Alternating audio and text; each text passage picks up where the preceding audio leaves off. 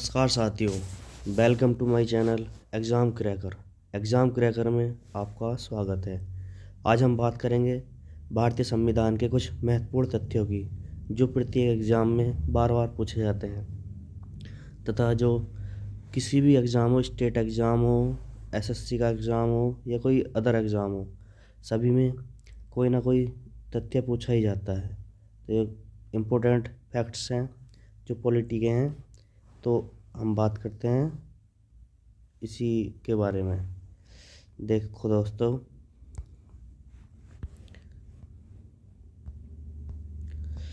सबसे पहला है अशोक मेहता समिति ने पंचायती राज के लिए किस प्रतिमान की संस्तुति दी थी।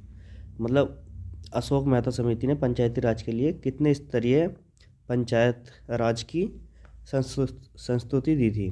तो ये दी थी द्विस्तरीय, ये डिस्ट्रिक्ट लेवल पर और विलेज के लेवल पर, एक ग्राम स्तरीय और जिला स्तरीय। नेक्स्ट देखिए दोस्तों, किस संविधान संशोधन के द्वारा पंचायती राज संस्थाओं को संवैधानिक स्तर प्राप्त हुआ या संवैधानिक दर्जा प्राप्त हुआ। यह 73वां संविधान संशोधन 1992 जो 24 अप्रैल 1993 को लागू हुआ। नेक्स्ट, जापान की संसद को क्या कहा जाता है। जापान की संसद को डाइट कहा जाता है। जापान में जो संसद है उसे डाइट कहा जाता है। नेक्स्ट है, किस देश की सरकारी रिपोर्ट को येलो बुक कहा जाता है। येलो बुक, किस देश की सरकारी रिपोर्ट को येलो बुक कहा जाता है। वो कहा जाता है फ्रांस। फ्रांस की सरकारी रिपोर्ट को येलो बुक कहा जाता है। नेक्स्ट देखिए, प्रथम भारतीय प्रधानमंत्री जिन्होंने अफगानिस्तान का दौरा किया या यात्रा की, वे थे जवाहरलाल नेहरू और दूसरे थे अटल बिहारी वाजपेयी। तो ये दो प्रधानमंत्री जिन्होंने अफगानिस्तान का दौरा किया, उसके बाद तो और भी प्रधानमंत्री गए हैं। फोर्थ स्टेट या चतुर्थ स्तंभ किसे कहते हैं।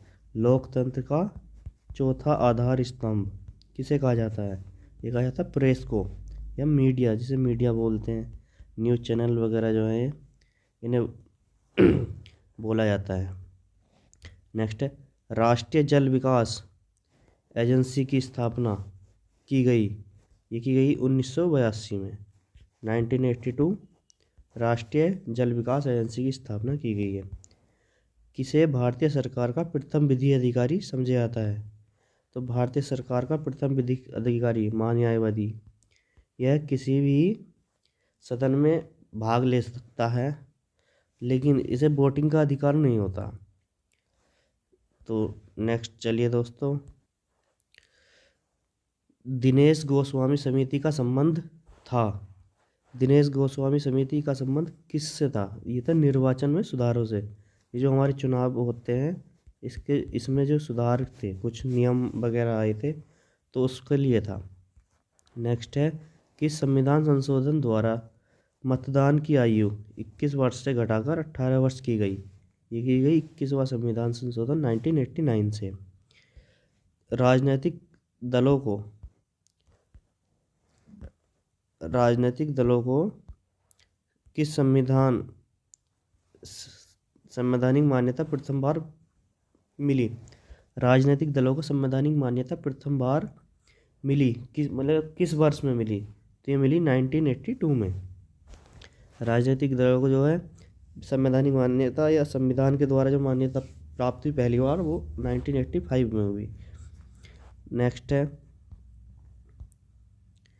दल बदल निरोधक अधिनियम किस तिथि को पारित हुआ। तो ये हुआ 15 फरवरी 1985 को।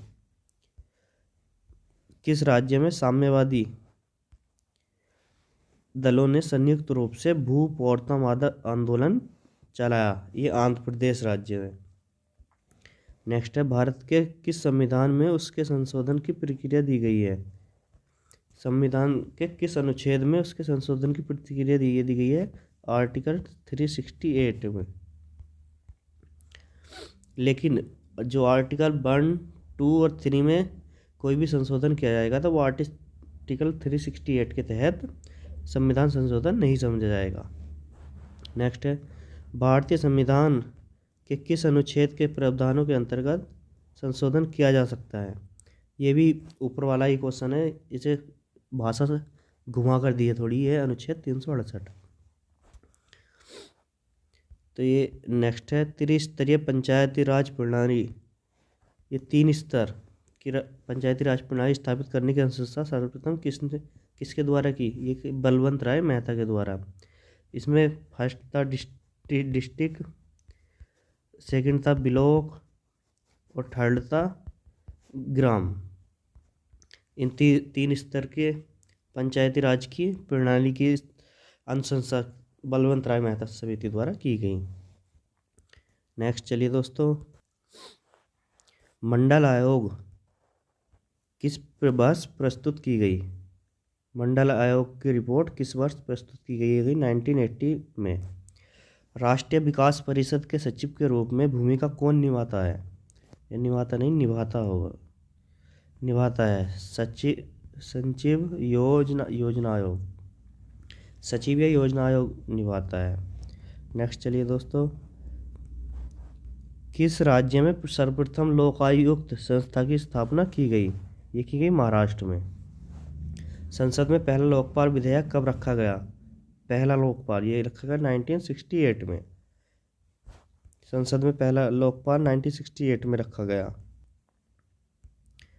उस समिति का नाम बताए जिसने राजनीतियों व अपराधियों के गठबंधन की जांच की रिपोर्ट दी। ये थी बोहरा समिति। राजनीतिज्ञों व अपराधियों के गठबंधन की जांच की रिपोर्ट दी।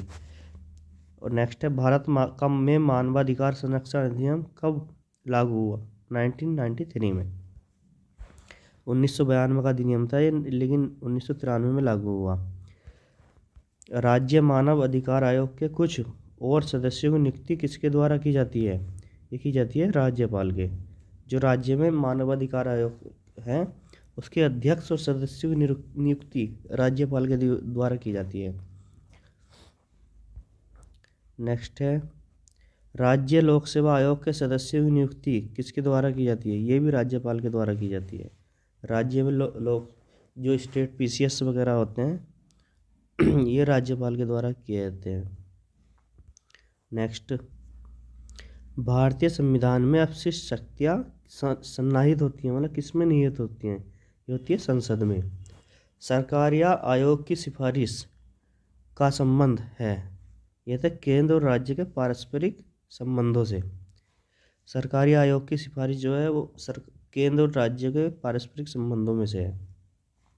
नेक्स्ट है, राज्य सरकारों की कृषि आय पर कौन समनुदेशित करता है? ये करता भारतीय संविधान।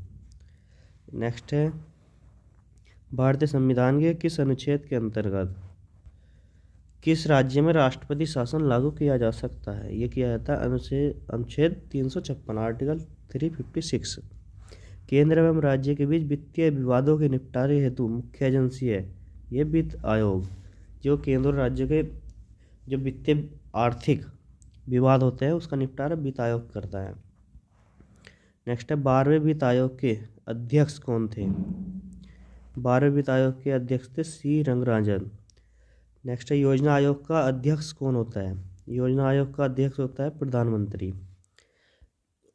वित्त आयोग एवं योजना आयोग के परस्पर विलय का प्रस्ताव किसने दिया?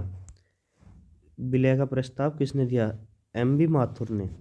वित्त आयोग और योजना आयोग के परस्पर जो उसमें विलय हुआ है उसका जो प्रस्ताव दिया था वो एम.बी. माथुर ने दिया था।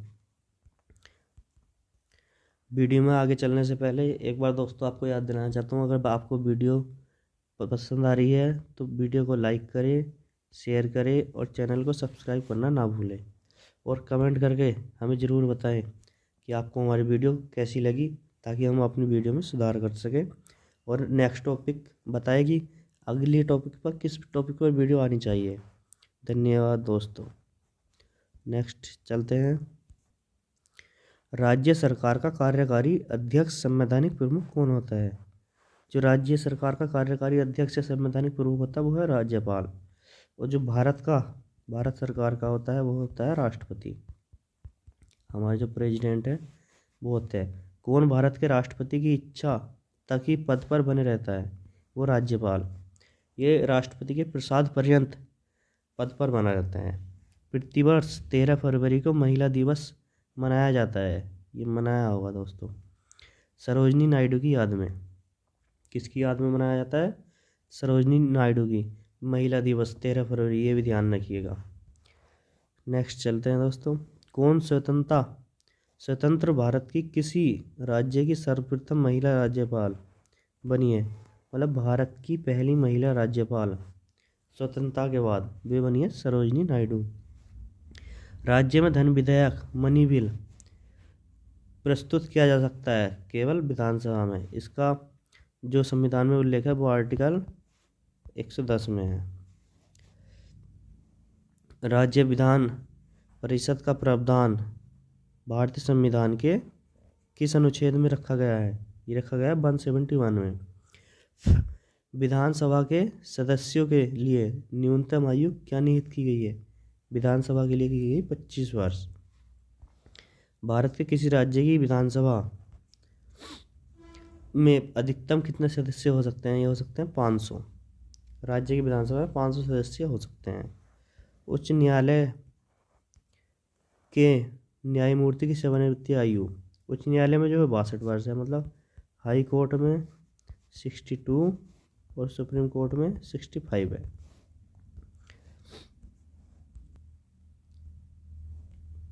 महात्मा गांधी राष्ट्रीय ग्रामीण रोजगार गारंटी योजना कब शुरू किया गया?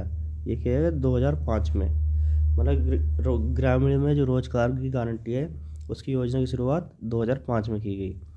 किसी एक कमेटी या आयोग ने संविधान के मूल कर्तव्यों को सम्मिलित करने हेतु संस्तुति दी? स्वर्ण सिंह कमेटी। ये है संविधान के मौलिक कर्तव्य। ये है आर्टिकल 51 में। जो ये स्वर्ण सिंह 42वें संविधान संशोधन में किया गया था और सरदार स्वर्ण सिंह समिति की सिफारिश पर मौलिक कर्तव्यों को शामिल किया गया।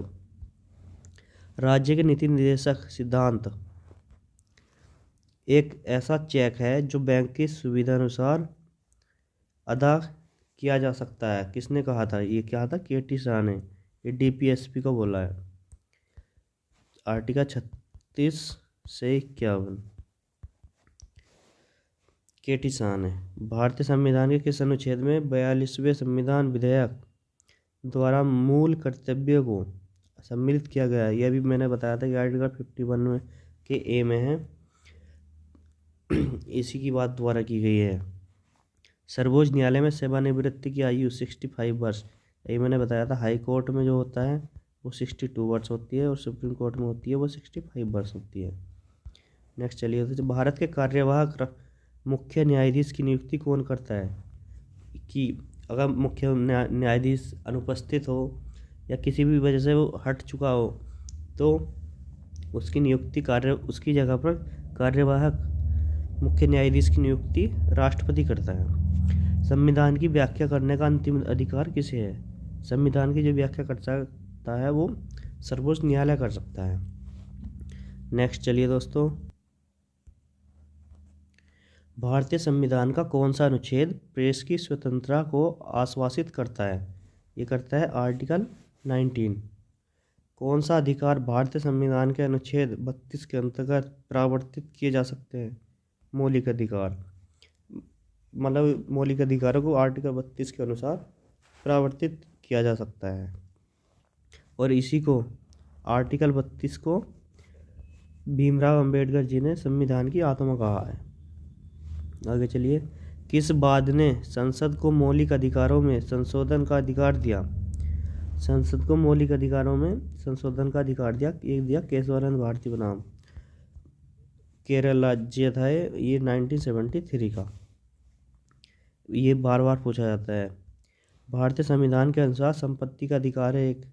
अब ये विधिक अधिकार हो गया। पहले मौलिक अधिकार में था लेकिन अब ये विधिक अधिकार हो गया। भारतीय संविधान के नीति निर्देशक तत्वों की प्रेरणा हमें किस संविधान से प्राप्त हुई? ये हुई आयरलैंड से। कि डीपीएसपी कहाँ से लिए गए हैं? डीपीएसपी जो 36 से 51 उसमें अनुच्छेद में है, ये आयरलैंड से लिए गए हैं। कल्याणकारी राज्य की संकल्पना का समावेश भारत के संविधान में है, ये डीपीएसपी राज्य के नीति निर्देशक तत्वों में। ग्राम पंचायत का गठन संविधान के किस अनुच्छेद में है? यह आर्टिकल 40 में डीपीएसपी के। नेक्स्ट, भारत में राजनीतिक सत्ता का प्रमुख स्रोत कौन है?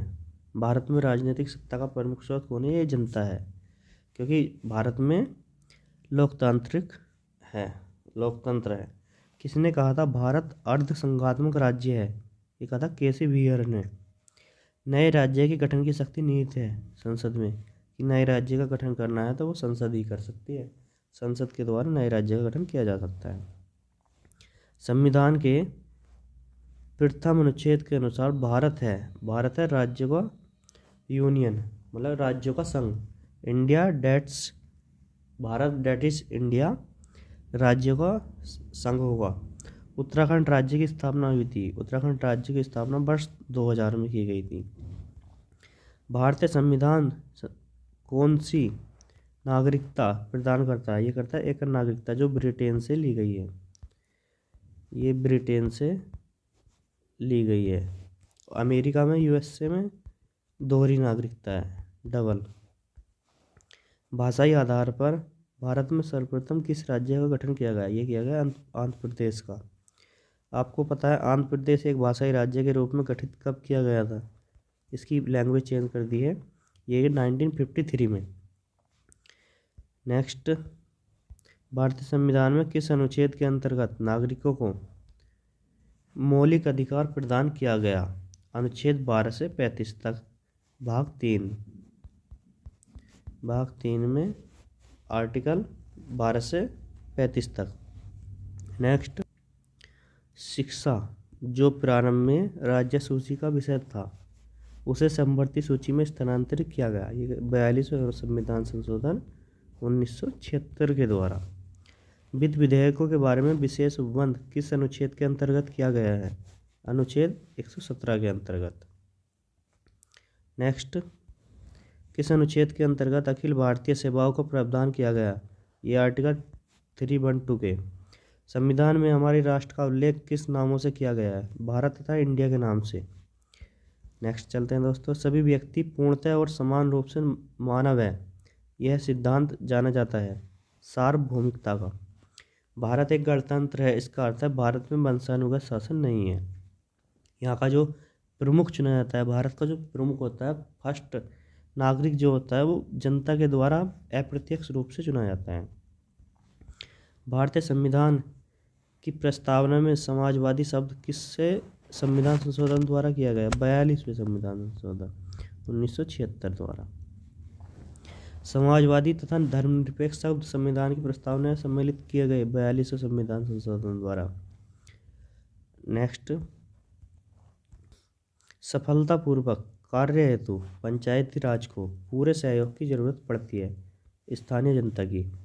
वह राज्य जिसने सबसे पहले पंचायती राज स्वीकार किया, वह राजस्थान का नागौर जिला 1959 में। अनुच्छेद भारतीय संविधान में आरंभ में कितने अनुच्छेद थे? ये थे 395 और 22 भाग थे। भारतीय संविधान को कितने भागों में विभाजित किया गया? 22 भागों में। राज्य भूमि सुधार अधिनियम को संवैधानिक सुरक्षा प्रदान करने हेतु सम्मिलित किया गया है 9वीं अनुसूची में। आर्थिक नियोजन भारतीय संविधान की किस सूची में सम्मिलित है? यह समवर्ती सूची में, जिसमें स्टेट और सेंटर दोनों, केंद्र और राज्य दोनों कानून बना सकते हैं। सरकारों द्वारा शुल्क एवं कर लगाने का अधिकार संविधान की किस अनुसूची में उल्लिखित है? यह 7वीं अनुसूची में। पंचायती राज किस सूची में सम्मिलित है? पंचायती राज राज्य सूची में, क्योंकि ये राज्य का विषय है इसलिए पंचायती राज को राज्य सूची में डाला गया है। भारत के संविधान में उद्देशिका या प्रस्तावना का विचार लिया गया है अमेरिका के संविधान से, और इसकी जो भाषा ली गई है ऑस्ट्रेलिया के संविधान से। तो कंफ्यूज मत होइए दोस्तों, ध्यान रखिएगा, भारत के संविधान में उद्देशिका का जो विचार लिया गया है वो अमेरिका के यूएसए के संविधान से, और जो भाषा ली गई है वो ऑस्ट्रेलिया के संविधान से। किसने कहा था संविधान सभा कांग्रेस थी और कांग्रेस भारत था? यह है ऑस्ट्रिन का विचार था ये। विधि द्वारा स्थापित प्रक्रिया का प्रावधान किस देश के संविधान से लिया गया है? ये लिया गया है जापान से। आपात उपबंध की प्रक्रिया किस देश के संविधान से लिया गया है? ये जर्मनी का बीमर संविधान से। नेक्स्ट है, मौलिक अधिकार किस देश के संविधान से लिया गया है? मौलिक अधिकार लिया गया है अमेरिका के संविधान से। राज्य के नीति निर्देशक तत्व डीपीएसपी, जिसको डीपीएसपी बोलते हैं, किस देश के संविधान से लिया गया है? आयरिश संविधान या आयरलैंड के संविधान से। किस संविधान अधिनियम को लघु संविधान मिनी कॉन्स्टिट्यूशन कहा जाता है? वो 42वां संविधान 1976 को। पंचायत के चुनाव कराने हेतु निर्णय किसके द्वारा लिया जाता है? राज्य सरकार के द्वारा, क्योंकि राज्य सूची का विषय है। नेक्स्ट है, 1935 के अधिनियम द्वारा स्थापित संघ में अवशेष शक्तियाँ किसको दी गई हैं? ये गवर्नर जनरल को।